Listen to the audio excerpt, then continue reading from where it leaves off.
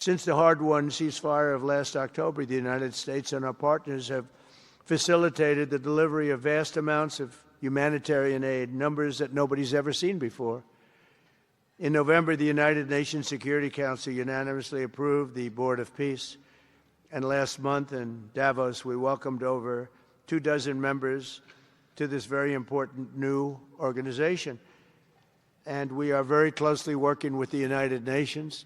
In fact, I'm going to speak to the Secretary General in a little while. He's a good man, and I've had a good relationship. Together, we're committed to achieving a Gaza that is properly governed throughout.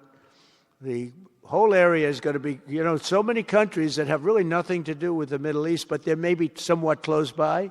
They're all involved. They want to go in and fight. They tell me all the time, we'd like to send soldiers to fight if it's necessary. And I don't think it's going to be necessary. We have 2 countries that want to go in and do a number on Hamas. I said, I really don't think I hope it's not going to be necessary, because they made a promise, and they promised me get rid of their weapons. Looks like they're going to be doing that, but we'll have to find out. But it's no longer a hotbed of radicalism and terror.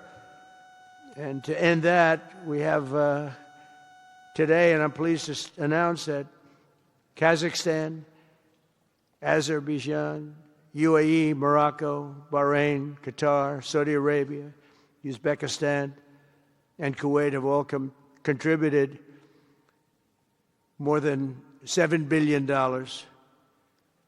toward the relief package. That's great. Thank you, fellas. Thank you.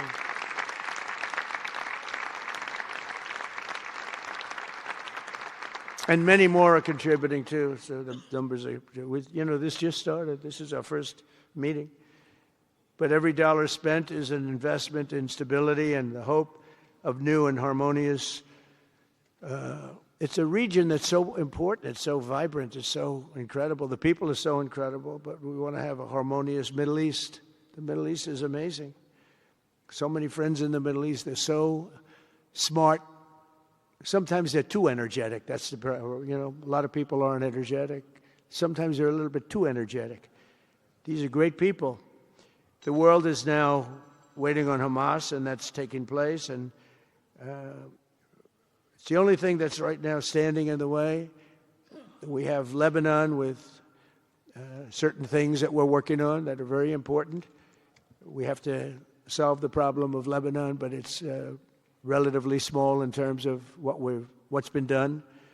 And again, the key was getting rid of the nuclear potential, because Iran would have had a nuclear weapon based on everything we found out since within 1 month. We can't let that happen. So many of our friends in Europe are attending today, and we're eager to have them become full members. They all want to become full members, and we've had a great response from Europe. And Europe is, it's where I come from, where so many people come from that are in the United States. But we have a great relationship with Europe.